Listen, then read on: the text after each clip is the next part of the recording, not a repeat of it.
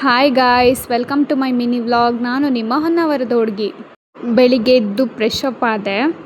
ಇವತ್ತು ಕೂಡ class ಇದ್ದಿರಲಿಲ್ಲ, competition ಇತ್ತು. ಹಾಗೆ ಟಿಫನಿಗೆ ಹೋದೆ. ಇವತ್ತು ಮೆಸ್ಸಲ್ಲಿ ಇಡ್ಲಿ ಸಾಂಬಾರು ಮಾಡಿದರು.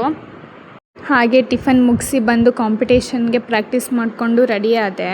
ಇವತ್ತು ಡ್ರಾಯಿಂಗ್ ಕಾಂಪಿಟೇಷನ್ ಮತ್ತು ರಂಗೋಲಿ ಕಾಂಪಿಟೇಷನ್ ಇತ್ತು.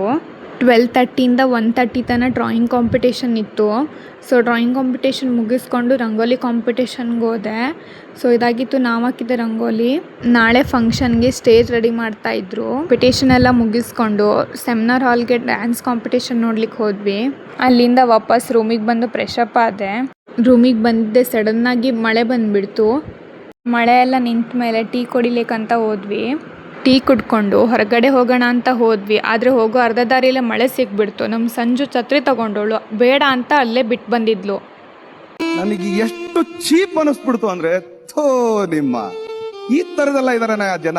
ಹಾಗೆ ಬೇಕ್ರಿಗೆ ಹೋಗ್ಬಿಟ್ಟು ನಾನು ಎಗ್ ಪಫ್ ಮತ್ತು ನನ್ನ ಫ್ರೆಂಡ್ ವೆಜ್ ಪಫ್ ತಿನ್ಲು. ಹಾಗೆ ವಾಪಸ್ ರೂಮಿಗೆ ಬಂದು ನಾಳೆ ಫಂಕ್ಷನಿಗೆ ಏನೇನು ಬೇಕು ಎಲ್ಲ ಜೋಡಿಸಿಟ್ಕೊಂಡ್ವಿ. ಅದೆಲ್ಲ ಆದಮೇಲೆ ನಾವು ಹೋಗಿದ್ದು ಊಟ.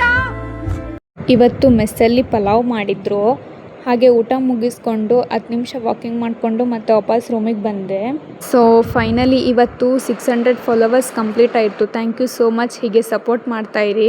ಸೊ ನಾನು ಈ ವ್ಲಾಗ್ನ ಇಲ್ಲಿಗೆ ಎಂಡ್ ಮಾಡ್ತಿದ್ದೀನಿ. ಮತ್ತೆ ನೆಕ್ಸ್ಟ್ ವ್ಲಾಗಲ್ಲಿ ಸಿಗ್ತೀನಿ. ಅಲ್ಲಿವರೆಗೂ ಟೇಕ್ ಕೇರ್. ಬಾಯ್. ಖತಮ್. ಬಾಯ್ ಬಾಯ್, ಟಾಟಾ.